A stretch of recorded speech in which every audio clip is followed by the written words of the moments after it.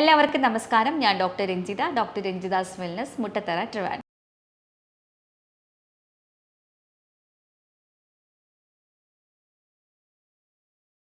എന്താണ് panic attack?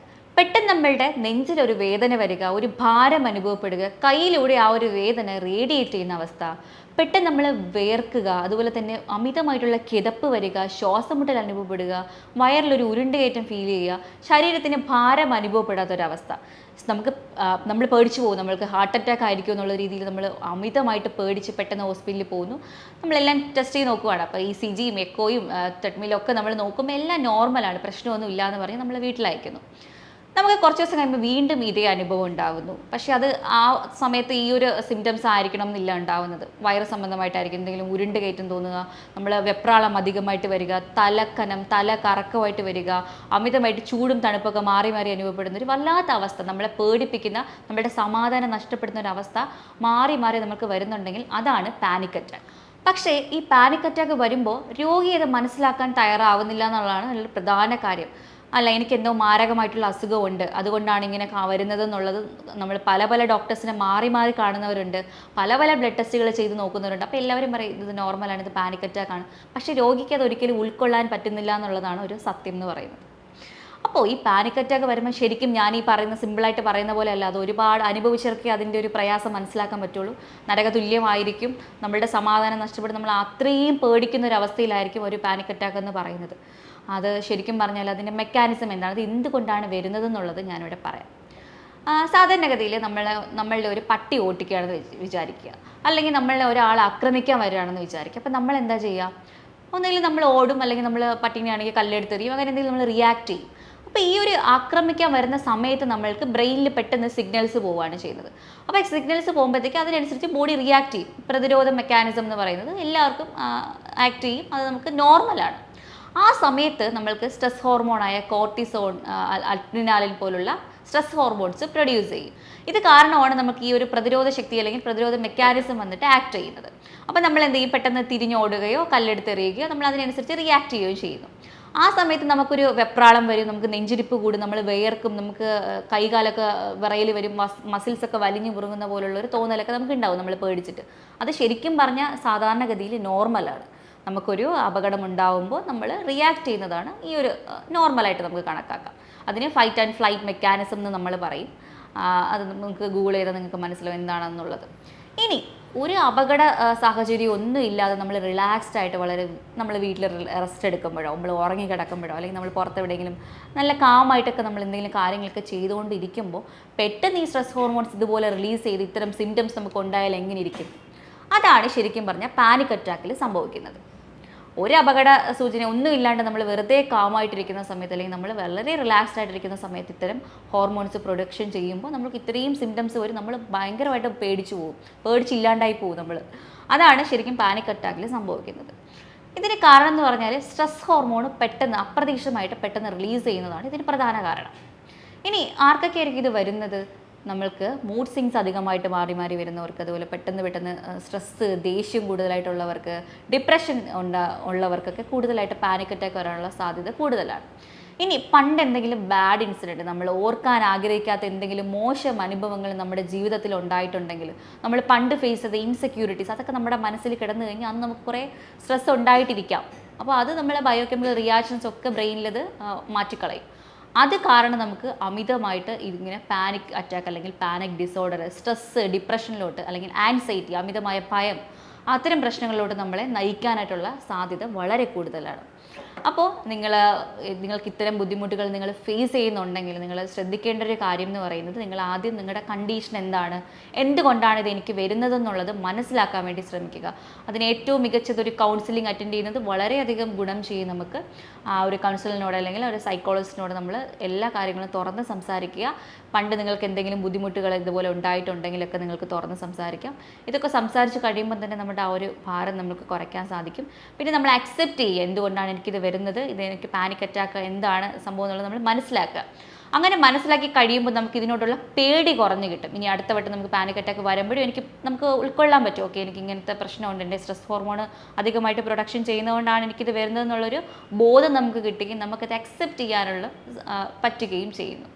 അപ്പോൾ ഇത് നിങ്ങൾ ശ്രദ്ധിക്കുക. അതുപോലെ തന്നെ നമുക്കിപ്പം ഹാപ്പിനെസ് തരുന്ന ഹോർമോണിൻ്റെ സെക്രീഷൻ കൂട്ടാനുള്ള ഹെർബൽ മെഡിസിൻസ് ഒക്കെ അവൈലബിൾ ആണ്. അത് വളരെ സേഫായിട്ട് നിങ്ങൾക്ക് കഴിക്കാം. പലർക്കും ആൻറ്റി ഡിപ്രസൻസും സ്ലീപ്പിംഗ് പിൽസ് ഒക്കെ എടുക്കുന്നതുകൊണ്ട് ഭയങ്കര പേടിയാണ്. ഓക്കെ, അതുകൊണ്ട് നിങ്ങൾക്ക് ഹെർബൽ സപ്ലിമെൻറ്റ്സ് നിങ്ങൾക്ക് ധൈര്യമായിട്ട് കഴിക്കാവുന്നതാണ്, പ്രശ്നമൊന്നുമില്ല. അങ്ങനെ നിങ്ങൾക്ക് ശ്രമിക്കാം. ഇനി ഇത് മാത്രമല്ല, നിങ്ങൾക്ക് ബ്രീത്തിങ് എക്സസൈസ് റെഗുലറായിട്ട് പ്രാക്ടീസ് ചെയ്യാവുന്നതാണ്. അതായത് നിങ്ങൾ കാം ഡൗൺ ആയിട്ട് അല്ലെങ്കിൽ നമുക്ക് നല്ല റിലാക്സ്ഡ് ആയിട്ട് ഏതെങ്കിലും ഒരു സമയത്ത് വൈകുന്നേരമോ രാവിലെയൊക്കെ നിങ്ങൾക്ക് നിങ്ങളുടെ ജോലിയൊക്കെ കഴിഞ്ഞിട്ട് നിങ്ങൾ ഉറങ്ങുന്നതിന് മുമ്പായിട്ട് ഒരു ബ്രീത്തിങ് എക്സസൈസ് ചെയ്യാൻ വേണ്ടിയിട്ട് ശ്രമിക്കുക. അതായത് പ്രാണായാമാസ് എന്ന് പറയും, ഒരുപാട് ടെക്നിക്സ് ഉണ്ട്. അതിൽ പ്രധാനമായിട്ട് ശീതലി എന്ന് പറഞ്ഞൊരു പ്രാണായാമം ഉണ്ട്. നമ്മൾ വായിലൂടെ ശ്വാസം എടുത്ത് മൂക്കിലൂടെ പുറത്തുവിടുന്ന ഒരു ടെക്നിക്കാണ്. അതുപോലെ തന്നെ നാഡിശുദ്ധി പ്രാണായാമം വളരെയധികം ഗുണം ചെയ്യും. അതുപോലെ തന്നെ ചന്ദ്ര അനുലോമ വിലോമ പ്രാണായാമാസൊക്കെ, അതായത് ഒന്നുമില്ല, സിമ്പിൾ പ്രൊസീജിയറാണ്. നമ്മൾ ഇരുന്നിട്ട് ഒരു മൂക്കടച്ച് ഒരു മൂക്കിലൂടെ മെല്ലെ ശ്വാസം എടുത്ത് കുറച്ച് സെക്കൻഡ്സ് ആ ശ്വാസം ഹോൾഡ് ചെയ്ത് പിടിച്ചിട്ട് അടുത്ത മൂക്കിലൂടെ പുറത്ത് വിടുന്ന ഒരു ടെക്നിക്കാണ് ഈ ബ്രീതിങ് എക്സസൈസ് എന്ന് പറയുന്നത്. ഈ ഒരു ടെക്നിക്ക് തന്നെ നമ്മൾ റിപ്പീറ്റഡ് ആയിട്ട് ഒരു 8-10 എണ്ണം ചെയ്യാൻ വേണ്ടിയിട്ട് ശ്രമിക്കുക. അപ്പോൾ ഒരു അരമണിക്കൂറോളം നമ്മൾ ചെയ്യേണ്ടി വരും. അത്രയും ചെയ്ത് കഴിയുമ്പോൾ നമ്മളുടെ ഓരോ കോശത്തിലും ബ്രെയിനിലും ഒക്കെ നമ്മളുടെ ഓക്സിജൻ സർക്കുലേഷനെ കറക്റ്റ് ചെയ്യാൻ വേണ്ടിയിട്ട് ഇത് സഹായിക്കും. ബയോകെമിക്കൽ റിയാക്ഷൻസിനെ ഒന്ന് കറക്റ്റ് ചെയ്യാൻ വേണ്ടിയിട്ട് സാധിക്കുന്നതാണ്. അതുപോലെ തന്നെ നമുക്ക് ഹാപ്പിനെസ് തരുന്ന ഹോർമോണിൻ്റെ സെക്രീഷൻ ഇൻക്രീസ് ചെയ്യാനൊക്കെ നമുക്ക് കഴിയുന്നതാണ്. അതുപോലെ റെഗുലർ ആയിട്ടുള്ള എക്സസൈസ് നിർബന്ധമാണ്. 1 മണിക്കൂർ നിങ്ങൾ എക്സസൈസ് ചെയ്യണം. മസിൽ ടെൻഷൻ കുറയുമ്പോൾ തന്നെ നമുക്ക് ഈ രാത്രിയിലുള്ള ഉറക്ക പ്രശ്നങ്ങളൊന്നും ഉണ്ടാവില്ല. നമുക്ക് സ്ട്രെസ് നന്നായിട്ട് കൺട്രോൾ ചെയ്യാൻ പറ്റും. ഈ എക്സസൈസ് ചെയ്യുമ്പോൾ നമുക്ക് സന്തോഷം തരുന്ന, അതായത് നമ്മളുടെ സെറട്ടോണിൻ, എൻഡോർഫിൻ, ഓക്സിറ്റോക്സിൻ പോലുള്ള ഹാപ്പിനെസ് തരുന്ന ഹോർമോണിൻ്റെ സെക്രീഷൻ നമുക്ക് അധികപ്പെടുത്താൻ സാധിക്കുന്നതാണ്. ഇങ്ങനെ ഹാപ്പിനെസ് തരുന്ന ഹോർമോണിൻ്റെ സെക്രീഷൻ ഇൻക്രീസ് ചെയ്ത് കഴിഞ്ഞാൽ സ്ട്രെസ് ഹോർമോൺ നന്നായിട്ട് കുറഞ്ഞു കിട്ടും. അതുകൊണ്ടാണ് എക്സസൈസ് നിർബന്ധമായിട്ടും 1 മണിക്കൂർ ചെയ്യണം എന്ന് അഡ്വൈസ് ചെയ്യുന്നത്. അപ്പോൾ നിങ്ങളത് ജിം വർക്കൗട്ട് ആവട്ടെ, നടക്കാൻ പോകുന്നതോ വീട്ടിൽ ചെയ്യുന്നതോ എന്തായാലും കുഴപ്പമില്ല, അത് 1 മണിക്കൂർ നിങ്ങൾ നിർബന്ധമായിട്ടും എക്സസൈസ് ചെയ്യാൻ വേണ്ടിയിട്ട് ശ്രമിക്കുക. ഇത് നമ്മുടെ സ്ലീപ്പിനെയൊക്കെ ഇമ്പ്രൂവ് ചെയ്യാൻ വേണ്ടിയിട്ടൊക്കെ, നല്ല ക്വാളിറ്റി ഓഫ് സ്ലീപ്പ് കിട്ടാനൊക്കെ നമുക്ക് വളരെയധികം ഗുണം ചെയ്യും. അതുപോലെ തന്നെ പ്രോഗ്രസീവ് മസിൽ റിലാക്സേഷൻ ടെക്നിക്സ് ഒന്ന് ചെയ്യാൻ വേണ്ടിയിട്ട് ശ്രമിക്കണം. അത് നമ്മൾ പ്രാണായാമം ചെയ്യുന്നുണ്ടെങ്കിൽ അത് കഴിഞ്ഞതിന് ശേഷം ഒന്ന് നിലത്ത് കിടന്നിട്ട്, യോഗ മാറ്റ് വിരിച്ചിട്ട് നിലത്ത് കിടന്നിട്ട് നമ്മൾ കറക്റ്റായിട്ട് നമ്മൾ ഓരോ ജോയിൻസും കോൺട്രാക്ട് ചെയ്തിട്ട് റിലാക്സ് ചെയ്യുന്ന ഒരു ടെക്നിക്കാണ് ഈ മസിൽ റിലാക്സേഷൻ ടെക്നിക്സ് എന്ന് പറയുന്നത്. അതും ഒന്ന് പ്രാക്ടീസ് ചെയ്യാൻ വേണ്ടിയിട്ട് ശ്രമിക്കണം. അത് ഡെയിലി നമ്മൾ റെഗുലറായിട്ട് പ്രാക്ടീസ് ചെയ്യണം. അതുപോലെ തന്നെ നമ്മളുടെ വിഷമങ്ങൾ അല്ലെങ്കിൽ നമ്മളുടെ ഇൻസെക്യൂരിറ്റീസ് ഒക്കെ ഉണ്ടെങ്കിൽ നമ്മൾ ആരോടെങ്കിലും ഷെയർ ചെയ്യാൻ വേണ്ടിയിട്ട് ശ്രമിക്കുക. നമ്മളുടെ ഏറ്റവും അടുത്ത കൂട്ടുകാർ, അല്ലെങ്കിൽ അതും കൂട്ടുകാരെ ഞാൻ പറയില്ല, നമ്മുടെ വീട്ടുകാരോ പാർട്ട്ണറോ അങ്ങനെ ആരെങ്കിലും ഉണ്ടെങ്കിൽ നമ്മളത് അവരോട് ഷെയർ ചെയ്യാൻ വേണ്ടി ശ്രമിക്കുക. അല്ലെങ്കിൽ നമുക്ക് അത് ബുദ്ധിമുട്ടാണെന്നുണ്ടെങ്കിൽ നമ്മൾ എഴുതി സൂക്ഷിക്കാൻ വേണ്ടി ശ്രമിക്കുക. നമുക്ക് വരുന്ന ഓവർ തിങ്കിങ്, നമുക്ക് വരുന്ന അമിത പേടി, ആൻസൈറ്റി നമുക്ക് ഉണ്ടാകുന്നുണ്ടെങ്കിൽ അതെന്താണ് കാരണം എന്നുള്ളതൊക്കെ നമ്മൾ എഴുതി സൂക്ഷിക്കാൻ വേണ്ടിയിട്ട് ശ്രദ്ധിക്കണം. അങ്ങനെ ചെയ്യുമ്പോൾ നമ്മളുടെ കുറച്ച് മനസ്സിലുണ്ടാകുന്ന കുറച്ച് ഒരു ഭാരം അല്ലെങ്കിൽ ഒരു പ്രഷർ നമുക്ക് ഇറക്കി വയ്ക്കാൻ വേണ്ടിയിട്ട് നമുക്ക് സാധിക്കുന്നതാണ്. അപ്പോൾ ഇത്തരം കാര്യങ്ങൾ നിങ്ങൾ റിപ്പീറ്റായിട്ട് ചെയ്യുക. പിന്നെ കുഞ്ഞിലേ തന്നെ കുട്ടികൾ വളരുമ്പോൾ തന്നെ പാരൻസ് ശ്രദ്ധിക്കേണ്ട കുറേ കാര്യങ്ങളുണ്ട്. അത് നമ്മൾ കറക്റ്റായിട്ട് ശ്രദ്ധിക്കുവാണെങ്കിൽ ഈ ഒരു പാനിക് അറ്റാക്ക് അല്ലെങ്കിൽ ഈ ഒരു സ്ട്രെസ്സ് ഭാവിയിൽ കുട്ടികളെ പുതിയ കോളേജിൽ പോകുമ്പോഴോ അല്ലെങ്കിൽ അവർക്ക് ജോലി കിട്ടുമ്പോഴോ അല്ലെങ്കിൽ ഫാമിലി ലൈഫ് കിടക്കുമ്പോഴോ ഒക്കെ ഉള്ള അവർ പകച്ചു നിൽക്കുന്ന കുറേ സിറ്റുവേഷൻസ് ഉണ്ട്. സ്ട്രെസ്സ് കാരണം അത് എങ്ങനെയാണ് നോക്കണം, അതിനൊക്കെ കുറേ പ്രധാന പങ്ക് വഹിക്കുന്ന നമ്മുടെ പാരൻസാണ്. അവർ ആ ഒരു രീതിയിൽ നമ്മൾ കുഞ്ഞിലേ മുതലേ വളർത്തിയില്ല എന്നുണ്ടെങ്കിൽ ഭാവിയിൽ ഇത്തരം പ്രശ്നങ്ങൾ ഉണ്ടാകുമ്പോഴോ അവർക്ക് സോൾവ് ചെയ്യാൻ പറ്റാണ്ട് വരും. അവരിങ്ങനെ പകച്ചു നിൽക്കും, അവരുടെ സ്ട്രെസ്സ് കൂടും, അവരുടെ ഡിപ്രഷനാവും. അപ്പോൾ അത് വളരെ ഇമ്പോർട്ടൻ്റ് ആയിട്ടുള്ളൊരു കാര്യമാണ് പാരൻസ് ശ്രദ്ധിക്കേണ്ടത്. അവർ കുഞ്ഞു കുഞ്ഞു കാര്യങ്ങൾ വരെ വീട്ടിൽ എല്ലാം നമ്മൾ പാമ്പർ ചെയ്ത് എല്ലാം കുഞ്ഞുങ്ങൾക്ക് ചെയ്ത് കൊടുക്കാതെ വളർത്തേണ്ടത് വളരെ അത്യാവശ്യമാണ്. കാരണം അവർ കഴിക്കുന്ന ഭക്ഷണത്തിൻ്റെ പ്ലേറ്റ് അവർ തന്നെ കഴുകി വെക്കണം. അതുപോലെ അവരുടെ ഇടുന്ന ക്ലോത്ത്സ് അവർ തന്നെ അലക്കാൻ വേണ്ടിയിട്ട് പഠിപ്പിക്കുക. അവരുടെ റൂം ക്ലീൻ ചെയ്യുന്നത്, അവരെ ബെഡ് വിരിക്കുന്നതും അവരുടേതായ കാര്യങ്ങൾ അവർ തന്നെ ഇൻഡിപെൻഡൻ്റ് ആയിട്ട് ചെയ്യാൻ വേണ്ടിയിട്ട് നിങ്ങൾ പാരൻസ് തന്നെ വീട്ടിൽ ശ്രദ്ധിക്കേണ്ടത് വളരെ അത്യാവശ്യമാണ്. അപ്പോൾ അവർക്ക് തന്നെ മെൻ്റലി ഓക്കെ, ഞാൻ ഇൻഡിപെൻഡൻ്റ് ആണ്, എനിക്ക് ആരും ഡിപ്പെൻഡ് ചെയ്യേണ്ട ആവശ്യമില്ല എന്നുള്ളൊരു തോട്ട്സ് അവർക്ക് വരും. അവരുടെ കാര്യങ്ങൾ പിന്നീട് സ്വന്തമായിട്ട് ചെയ്തു തുടങ്ങാൻ കുറേ കാര്യങ്ങളുണ്ട് അതിനകത്ത്. അപ്പോൾ അതൊക്കെ നിങ്ങൾ ശ്രദ്ധിക്കേണ്ടത് വളരെ വളരെ അത്യാവശ്യമുള്ള കാര്യമാണ്. അങ്ങനെ ശ്രദ്ധിച്ചില്ല എന്നുണ്ടെങ്കിൽ ഭാവിയിൽ ഒരു പ്രശ്നങ്ങൾ, അല്ലെങ്കിൽ നമുക്ക് അറിയാമല്ലോ നമ്മുടെ ജീവിതമാകുമ്പോൾ ഒരുപാട് പ്രശ്നങ്ങൾ നമുക്ക് വരും. അപ്പോൾ അതൊക്കെ നമ്മൾ കുട്ടികൾ അല്ലെങ്കിൽ അവർ മുതിർന്നു കഴിയുമ്പോൾ അവർ പകച്ചു നിൽക്കും. അയ്യോ ഇനി എന്ത് ചെയ്യണം, ഇനി ഞാൻ എന്ത് സൊല്യൂഷൻ കണ്ടുപിടിക്കണം, ഇതെങ്ങനെ ഞാൻ സോൾവ് ചെയ്യും എന്നുള്ള കുറേ വലിയ ചോദ്യചിഹ്നങ്ങളുമായിട്ട് അങ്ങനെ പകച്ചു നിൽക്കാനുള്ള സാധ്യതയുണ്ട്. ആയതിനാൽ നമ്മളിത് വീട്ടിൽ തന്നെ ഒന്ന് ശ്രദ്ധിക്കേണ്ട കാര്യങ്ങളാണ്. പിന്നെ എന്തെങ്കിലും ഉണ്ടെങ്കിൽ നമ്മളൊരു ഫ്രണ്ട്ലി ആയിട്ട് നമ്മൾ കുട്ടികളോട് പെരുമാറുക. അവരുടെ അടുത്ത് എല്ലാ കാര്യങ്ങളും ചോദിച്ച് മനസ്സിലാക്കാൻ വേണ്ടി ശ്രമിക്കുക. അപ്പം പുതിയ ഫ്രണ്ട്സിൻ്റെ ഒന്നും ആവശ്യമില്ല. ഇന്നത്തെ കാലത്ത് നമുക്കറിയാമല്ലോ, നമ്മൾ ഒരിക്കലും ഒരാളെ നമ്മൾ 100% ഡിപ്പെൻഡ് ചെയ്യാനേ പാടില്ല. നമ്മൾ ഒരിക്കലും ഡിപ്പെൻഡ് ചെയ്യരുത്.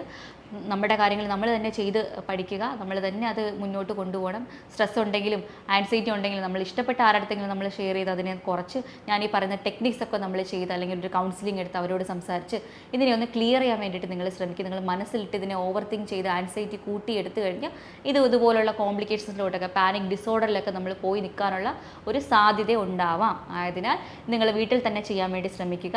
പിന്നെ നമ്മൾ ഒരിക്കലും 100% ഒരു വ്യക്തിയെയും വിശ്വസിക്കുകയോ സ്നേഹിക്കുകയോ ചെയ്യാണ്ടിരിക്കുന്നതാണ് ഇന്നത്തെ കാലത്ത് ഏറ്റവും നല്ലത്. കാരണം ഇപ്പം കൗൺസിലിംഗ് ഒക്കെ അറ്റൻഡ് ചെയ്യുമ്പോൾ അല്ലെങ്കിൽ പേഷ്യൻസ് വന്ന് പറയുന്നത് കൂടുതലും അഫെയറിൻ്റെ കാര്യങ്ങളാണ്. ഒരു 10 പേര് വന്നാൽ അതിൽ 8 പേരും പറയുന്നത് റിലേഷൻസ്, അത് കല്യാണത്തിന് മുമ്പുള്ളതും ശേഷമുള്ളതൊക്കെ ആയിട്ടുള്ള കാര്യങ്ങളാണ്.